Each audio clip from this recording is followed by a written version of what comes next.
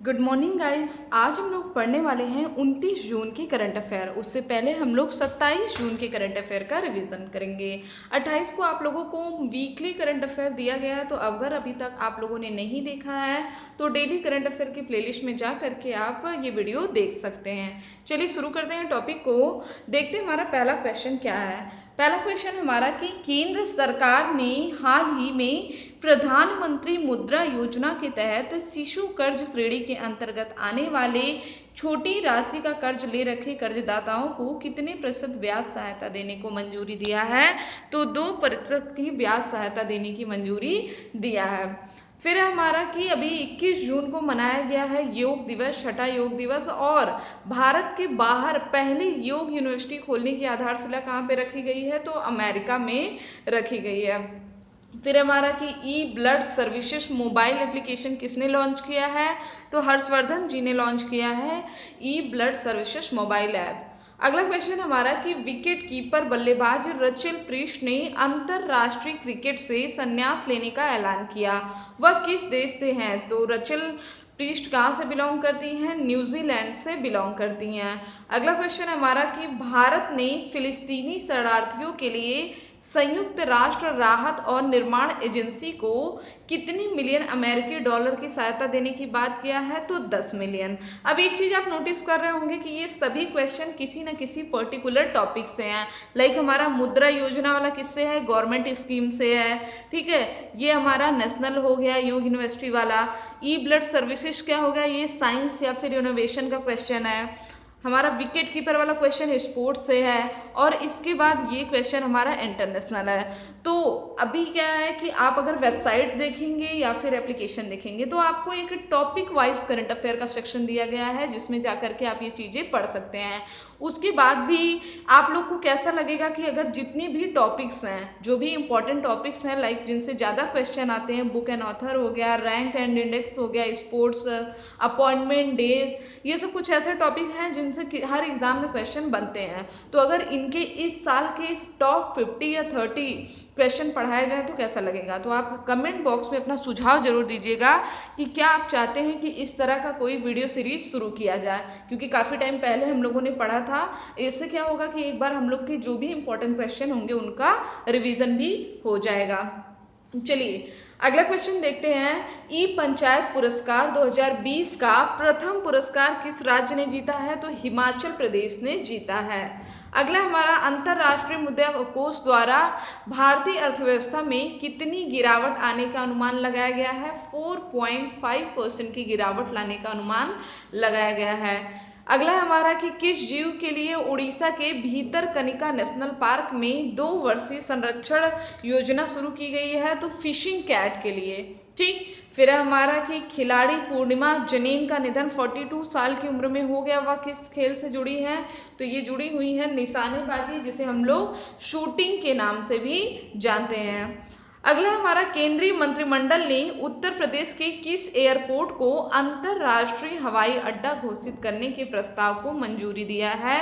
तो ये दिया है कुशीनगर एयरपोर्ट को, ठीक, क्योंकि ये बौद्ध धर्म से संबंधित है और डेली 200 से 3 श्रद्धालु, अगर हम लोग कोविड-19 को छोड़ दे तो इससे पहले 200 से 3 श्रद्धालु डेली आते थे यहाँ पे पूजा अर्चना के लिए, ठीक। अब हम लोग शुरू करेंगे आज के पहले क्वेश्चन से। देखिए पहला क्वेश्चन हमारा बहुत ही ज़्यादा इंपॉर्टेंट है, क्योंकि 233 सालों के इतिहास में पहली बार एमसीसी, जो कि एक बहुत ही ज़्यादा प्रचलित क्रिकेट क्लब है, मैरी लेबोन क्रिकेट क्लब, इसकी अध्यक्ष कोई महिला बनी है। तो इमेज यहाँ पे आप देख सकते हैं क्लेयर कोनोर का। राइट आंसर क्या होगा हमारा? क्लेयर कोनोर, ठीक। याद कैसे करेंगे? चलिए आपको एक ट्रिक भी दे देते हैं। मैरी लेबोन क्रिकेट क्लब है ना, सीसी है ना, अगर आप लोग क्लेयर कोनोर को भी करेंगे तो क्या है? सीसी। तो इससे कैसे याद करें? पहली महिला अध्यक्ष कौन है? सीसी क्रिकेट क्लब है हमारा, और उसमें महिला का नाम क्या है? क्लेयर कोनोर। तो इससे आप लोग को, अगर क्योंकि इंपॉर्टेंट क्वेश्चन है तो थोड़ा इसको ट्रिक से ही याद करिए ताकि आपको भूले नहीं, क्योंकि ये बहुत ही ज़्यादा चर्चित नाम नहीं है क्लेयर कोनोर की, आपको याद हो जाएगा। जैसे कुछ क्वेश्चन ऐसे होते हैं जिसमें लोग बहुत ज़्यादा चर्चित होते हैं तो वो याद रखने में ईजी होता है, ठीक। अब देखते हैं इनके बारे में। तो इंग्लैंड की पूर्व महिला कप्तान रह चुकी हैं ये, ठीक है। और अगले साल अक्टूबर में श्रीलंकाई टीम के पूर्व कप्तान कुमार संगकारा का जगह लेंगे। मतलब इस समय एमसीसी के अध्यक्ष कौन है? कुमार संगकारा। ठीक, याद रखिएगा इसको। अगर हम लोग एमसीसी की बात करें तो ये लंदन में स्थित एक क्रिकेट क्लब है जिसकी स्थापना कब हुई थी? 1787 में हुई थी। ठीक, याद रखिएगा।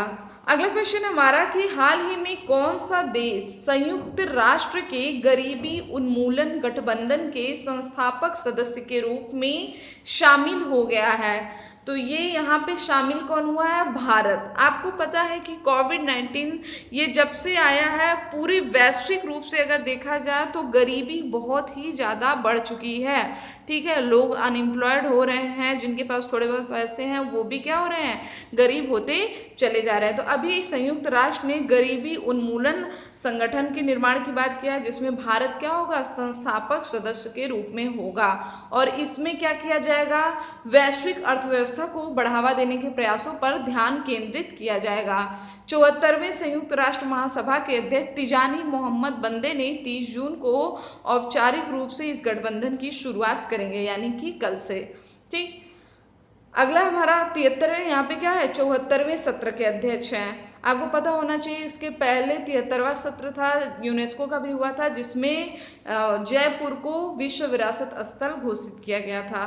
ठीक, अब यहाँ पे भारत के संस्थापक सदस्य के तौर पे शामिल होते हुए इन्होंने यह स्पष्ट किया है कि सिर्फ मौद्रिक मुआवजा से गरीबी उन्मूलन संभव नहीं। आप कितने दिन तक सपोज करिए आप कोई गरीब है, ठीक है, आप अपने आप को इंडिया के प्लेस पे रखेंगे तो आप कितने दिन तक किसी को पैसा दे सकते हैं? कभी ना कभी इंसान की लाइफ में अप्स एंड डाउन्स होते रहते हैं, और आप कितना दे लोगे?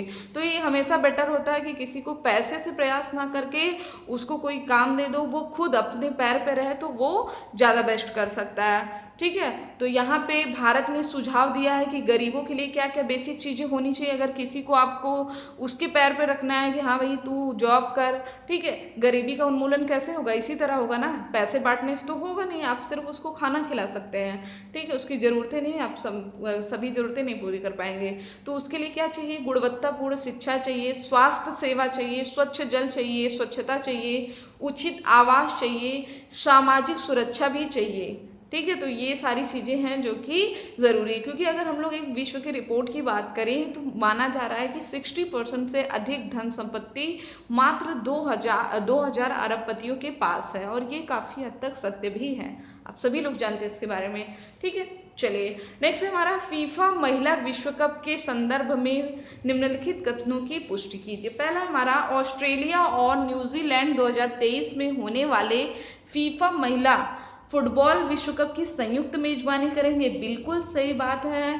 ठीक है, ऑस्ट्रेलिया और न्यूजीलैंड पहली बार संयुक्त रूप से इसकी मेजबानी करने जा रहे हैं। अब बात आती है 2023 में ये टूर्नामेंट होगा कब? तो 10 जुलाई से लेकर के 20 अगस्त के बीच होगा ये टूर्नामेंट।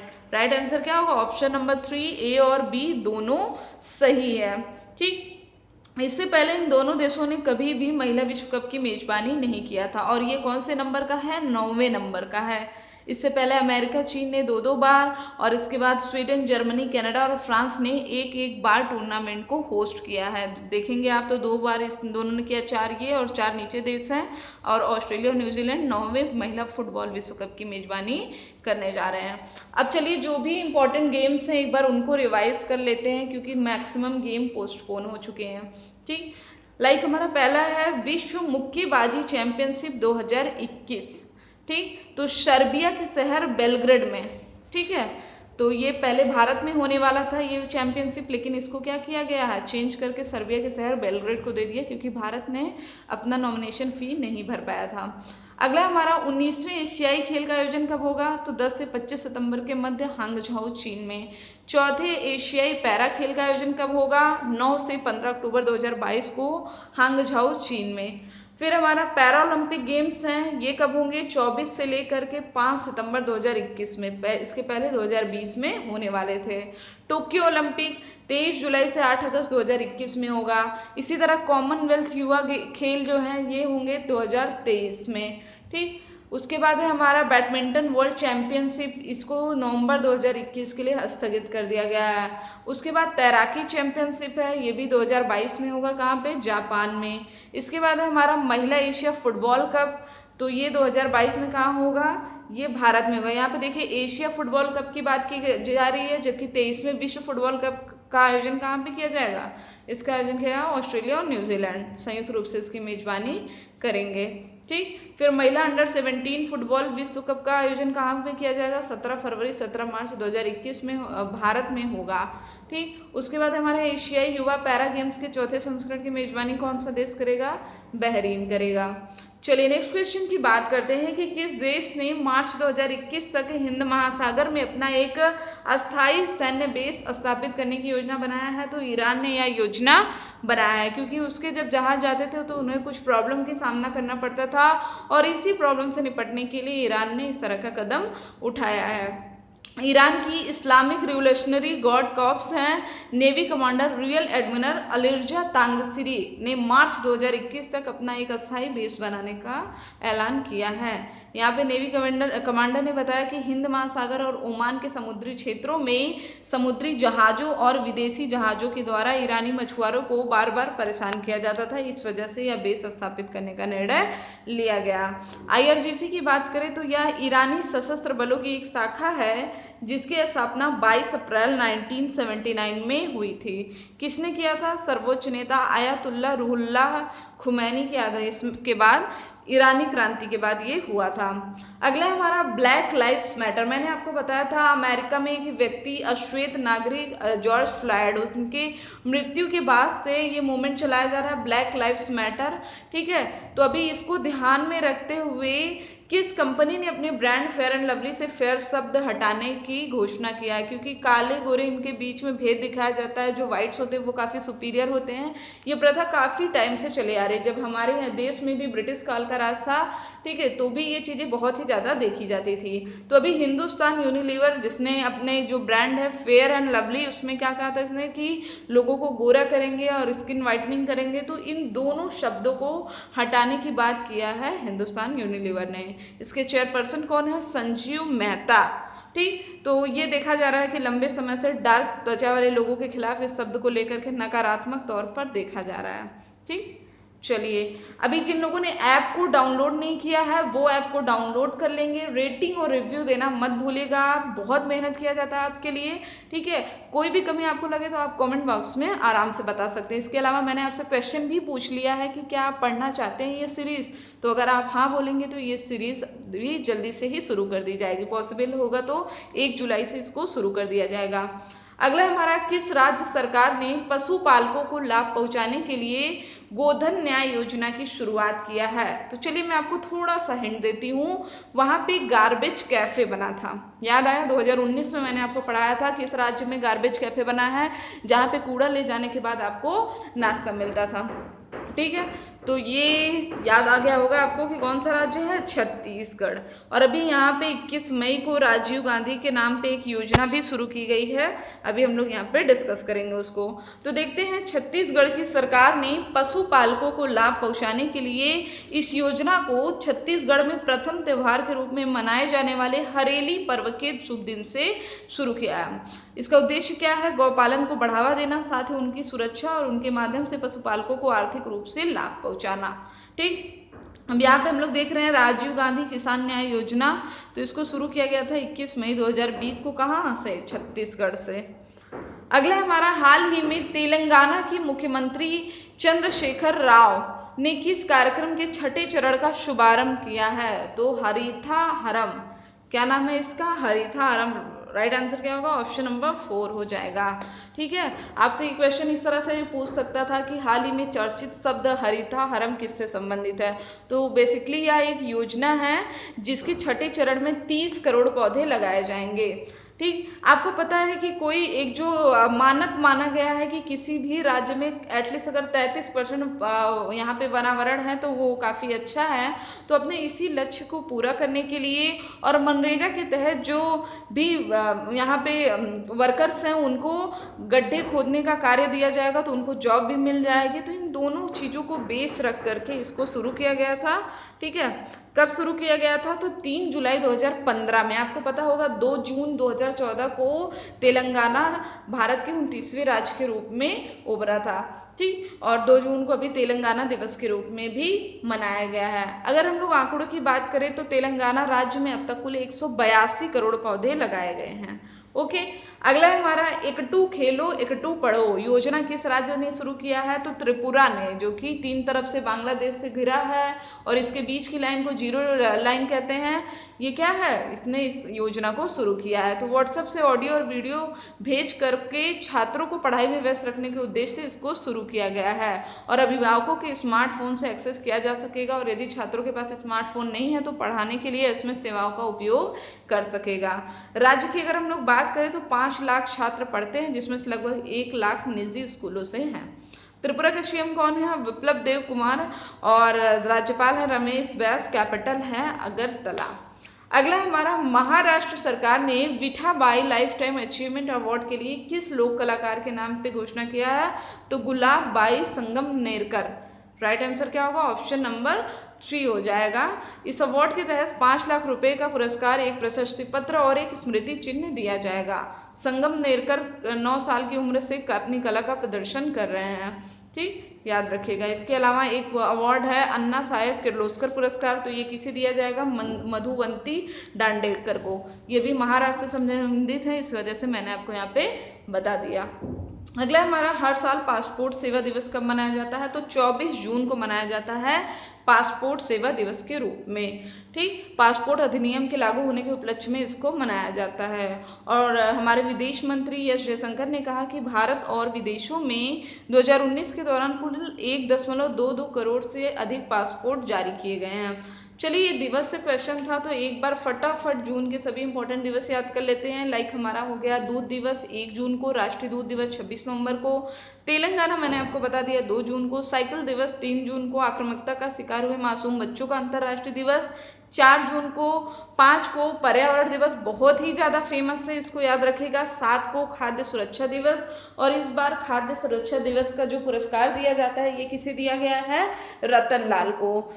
उसके बाद 8 जून को ब्रेन ट्यूमर दिवस, उसके बाद 8 जून को ही विश्व महासागर दिवस के रूप में मनाया जाता है। 12 जून को बाल श्रम विरोधी दिवस के रूप में मनाया जाता है। 14 जून को विश्व रक्तदाता दिवस के रूप में मनाया जाता है। इसके बाद 15 को पवन दिवस मनाया जाता है। साथ ही साथ 15 को विश्व बुजुर्ग दुर्व्यवहार रोकथाम जागरूकता दिवस के रूप में मनाया जाता है। 17 को world day to combat desertification and drought के दिवस के रूप में मनाया जाता है। 18 को ऑटिस्टिक प्राइड डे और 19वां महान जून विद्रोह दिवस के रूप में मनाया जाता है। उसके बाद शरणार्थी दिवस मनाया जाता है 20 जून को। फिर हमारा हाइड्रोग्राफी योग, संगीत योग, ठीक है, तो ये 21 जून को मनाया। ये देखिए 2 बार रिपीट हो गया है तो इसको अभी चेंज हो जाएगा, ये कंफ्यूज मत होइएगा आप लोग। 23 जून को संयुक्त राष्ट्र लोक सेवा दिवस के रूप में मनाया जाता है। फिर 23 जून को ही ओलंपिक दिवस और अंतर्राष्ट्रीय विधवा दिवस के रूप में मनाया जाता है। 24 को पासपोर्ट सेवा दिवस के रूप में मनाया जाता है। तो ये थे हमारे आज के इम्पोर्टेंट क्वेश्चन। आई होप कि आपको वीडियो पसंद आया होगा। पसंद आया है तो वीडियो को शेयर जरूर किया करिए, जो भी आपके एजुकेशनल ग्रुप हैं। इसके अलावा आप हमारे फेसबुक पेज से, वेबसाइट से, एप्लीकेशन, सभी माध्यमों से जुड़ सकते हैं। ठीक, आज के लिए बस इतना ही। Thank you friends, thank you so much.